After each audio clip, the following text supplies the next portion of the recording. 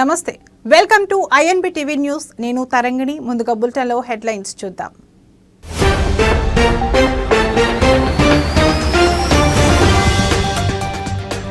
Betting యాప్ల ప్రచారం కేసులో ఈడీ ఎదుట హాజరైన ప్రకాష్ రాజ్ దాదాపు 5 గంటల పాటు విచారించిన అధికారులు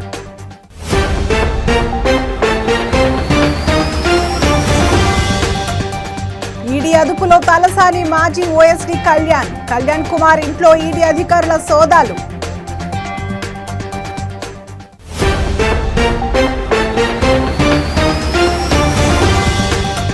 తెలుగు రాష్ట్రాల్లో సంచలన కేసు సృష్టి టెస్ట్ ట్యూబ్ రేపీ సెంటర్ వెలుగులోకి సంచలన విషయాలు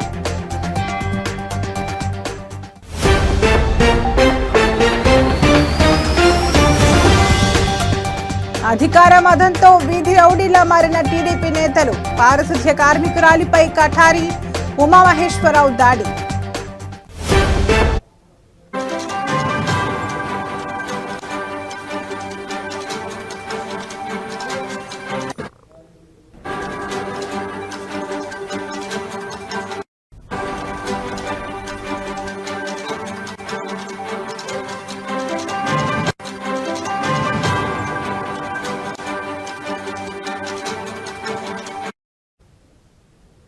బ్రేకింగ్ న్యూస్ చూస్తున్నాం.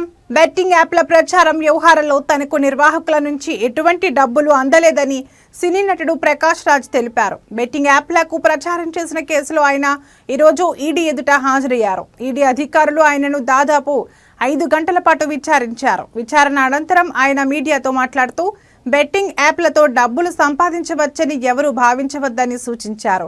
ఇక నుంచి అలాంటి వాటికి తాను ప్రచారం చేయనని స్పష్టం చేశారు. ఈడీ అధికారులు తాను చెప్పిన విషయాలను నమోదు చేసుకున్నారని చెప్పారు. తనను మరోసారి విచారణకు రావాలని ఇప్పుడైతే చెప్పలేదని అన్నారు.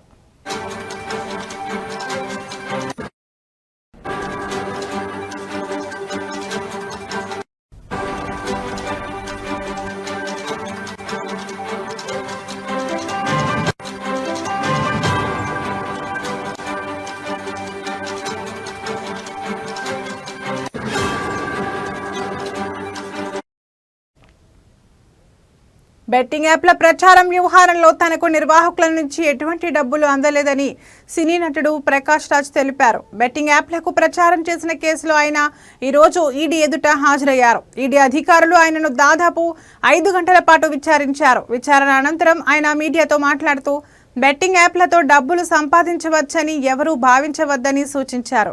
ఇక నుంచి అలాంటి వాటికి తాను ప్రచారం చేయనని స్పష్టం చేశారు. ఈడీ అధికారులు తాను చెప్పిన విషయాలను నమోదు చేసుకున్నారని చెప్పారు. తనను మరోసారి విచారణకు రావాలని ఇప్పుడైతే చెప్పలేదని అన్నారు.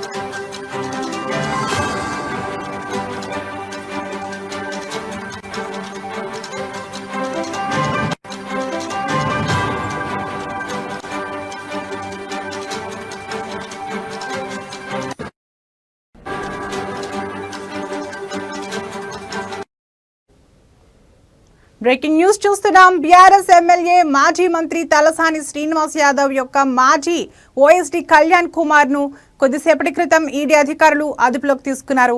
గొర్రెల పంపిణీ స్కీమ్లో 700 కోట్ల రూపాయల కుంభకోణం జరిగినట్లు ఏసీబీ నమోదు చేసిన ఎఫ్ఐఆర్ ఆధారంగా ఈడీ అధికారులు కళ్యాణ్ ఇంటితో సహా హైదరాబాద్లోని 8 ప్రాంతాల్లో సోదాలు నిర్వహించారు. ఈ సోదాల్లో పలు కీలక డాక్యుమెంట్లు, భారీగా నగదును స్వాధీనం చేసుకున్నారు. కళ్యాణ్ను సుమారు 7 గంటల పాటు విచారించినట్లు సమాచారం.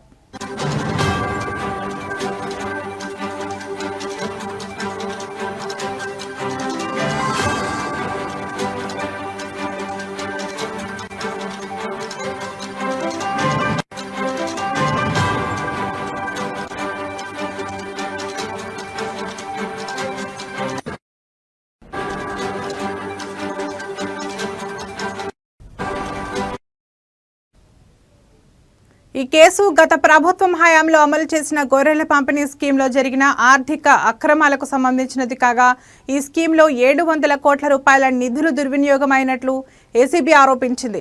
Kalyan Kumar Telangana livestock development agency CEO Sabhavat రామచందర్తో కలిసి నకిలీ లబ్ధిదారుల పేరిట భారీగా నిధులను దారి మళ్లించినట్లు ఆరోపణలున్నాయి.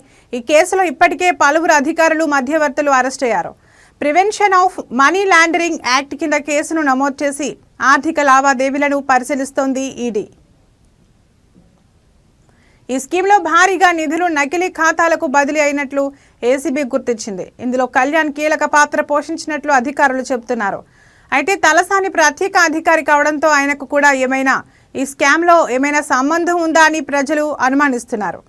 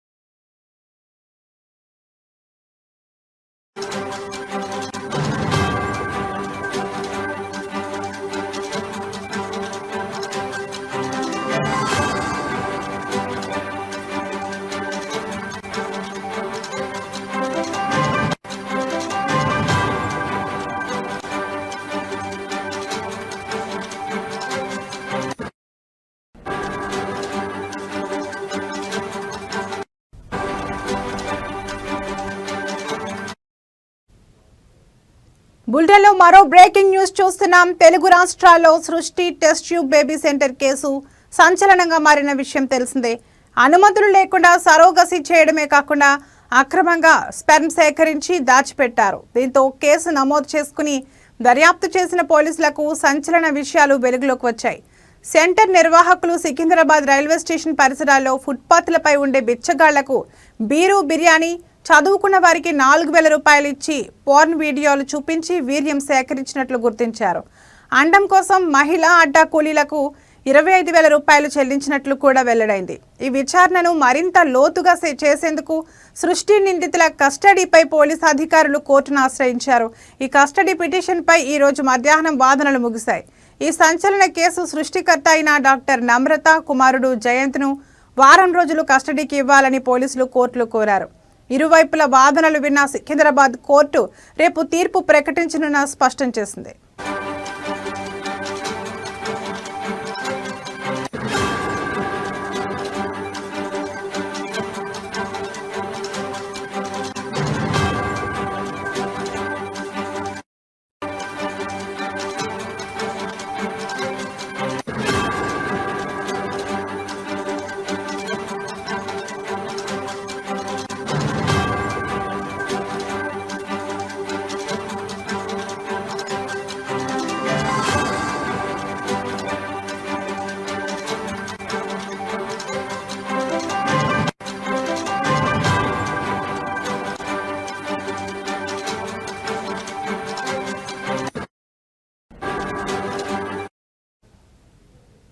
తెలుగు రాష్ట్రాల్లో సృష్టి test tube baby centre case సంచలనంగా మారిన విషయం తెలిసిందే.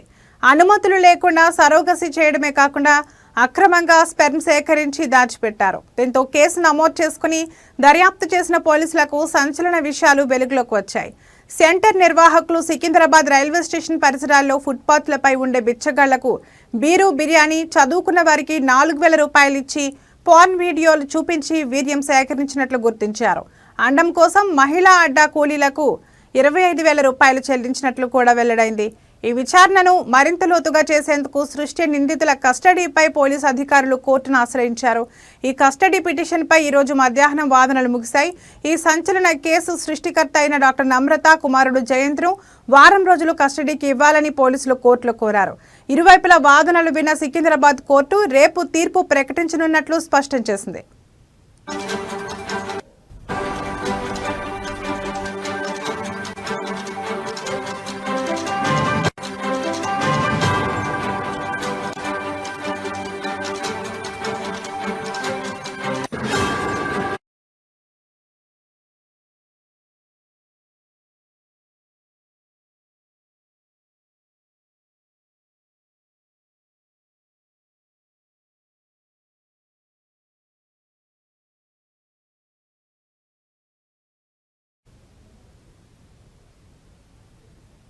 ఎన్టీఆర్ జిల్లా పారిశుధ్య కార్మికురాలు నిరసన చేపట్టారు.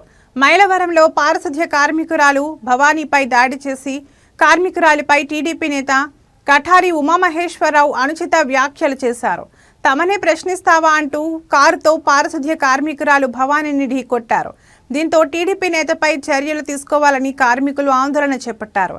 తనపై దాడి చేసిన టీడీపీ నేతను అరెస్టు చేయాలని డిమాండ్ చేశారు.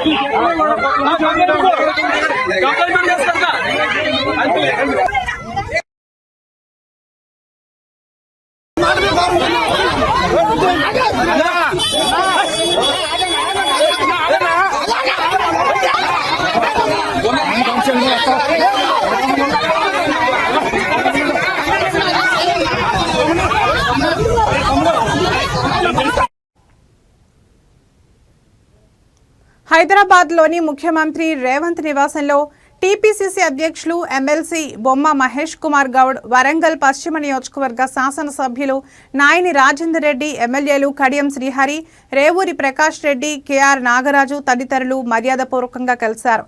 ఈ సందర్భంగా ముఖ్యమంత్రి రేవంత్ రెడ్డిని కాజీపేట ఉర్సు ఉత్సవాలకు ఆహ్వానించారు.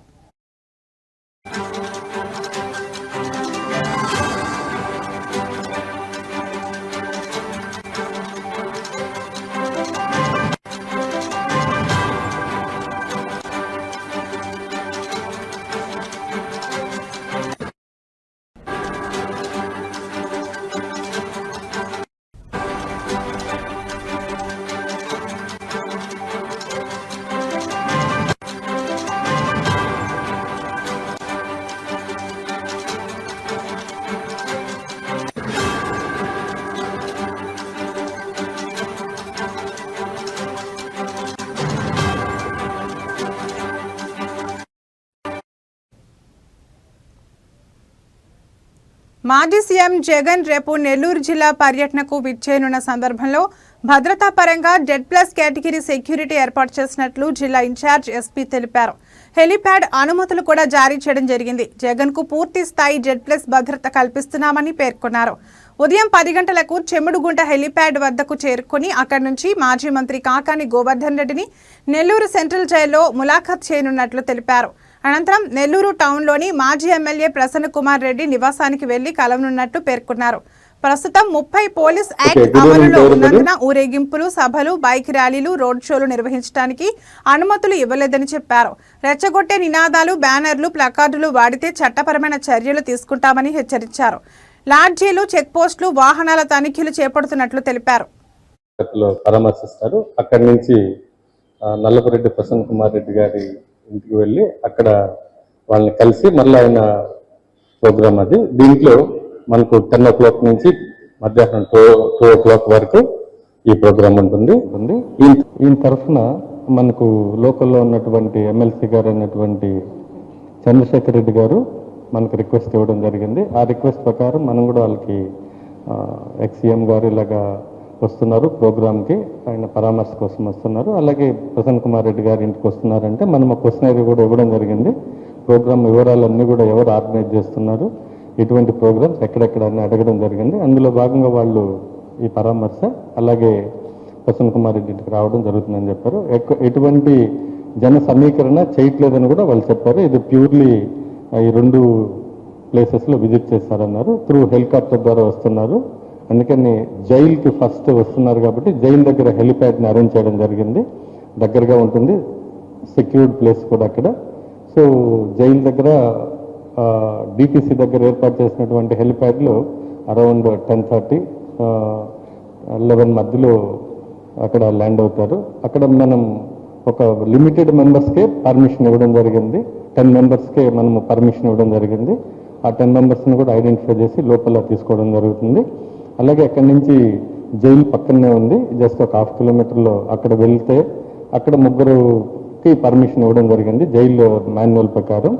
వాళ్ళు వెళ్ళిన తర్వాత అక్కడ మిగతా వెహికల్స్ కానీ అక్కడ రెస్ట్రిక్టెడ్ ఏరియా కాబట్టి ఆ ఏరియాలో ఎవరు కూడా ప్రైవేట్ పర్సన్స్ కానివ్వండి, పబ్లిక్ గ్యాదరింగ్ అక్కడ ఎవరు రావడానికి వీల్లేదు. వస్తే వాళ్ళ మీద పక్క పర్మిషన్ లేదు కాబట్టి వాళ్ళని చట్ట ప్రకారం వాళ్ళందరి మీద కేసులు కట్టడం ఇవన్నీ జరుగుతుంది. అలాగే అక్కడి నుంచి బయలుదేరిన తర్వాత ములాఖత్ అయిన తర్వాత ఆ రిటర్న్ డైరెక్ట్గా నల్లపరెడ్డి ప్రసన్న కుమార్ రెడ్డి ఇంటికి వస్తారు. ఇది టౌన్లో ఉంది, సో సుజాతమ్మ కాలనీలో ఉంది. ఇది ఇక్కడికి వస్తారు. ఎక్కడ కూడా పబ్లిక్ ఆయన Z+ కేటగిరీలో ఉన్నారు కాబట్టి వాళ్ళ రిక్వెస్ట్ ప్రకారం మనం ఫుల్ ప్రూఫ్ బందోబస్తు ఇవ్వడం జరిగింది. ఎక్కడ ఎటువంటి అవాంఛనీయ సంఘటనలు జరగకుండా జగన్మోహన్ రెడ్డి గారి పర్యటన మొత్తం కూడా ఫుల్ సెక్యూరిటీ ఇవ్వడం జరిగింది. పబ్లిక్ కూడా వాళ్ళు. ఇవి ఇప్పటివరకు ఉన్న బులెటిన్ అప్డేట్స్. మరో బులెటిన్లో మళ్ళీ కలుద్దాం. నమస్తే.